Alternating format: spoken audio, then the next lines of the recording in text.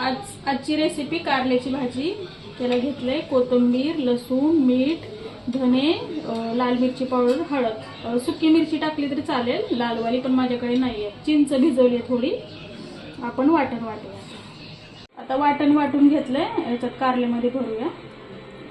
वाटण जास्त बारीक नाही वाटायचं, जरा भगरटच असं वाटलं तरी चालेल। ही कारल्याची रेसिपी बघून करून बघा, खूप छान होतं कारले।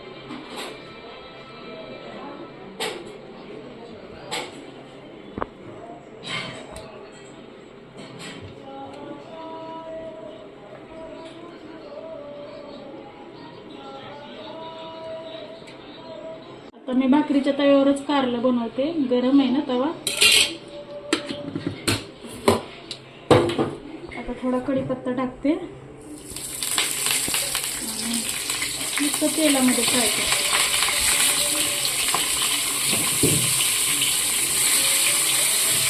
8 मिनिटात कारल्याची भाजी तयार।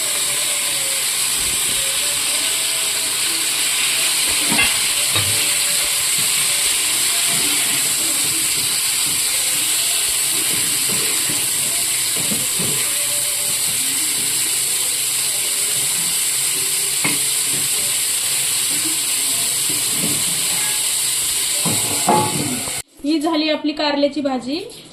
व्हिडिओ आवडल्यास लाईक, सबस्क्राईब करा आणि ही भाजी नक्की करून बघा। धन्यवाद।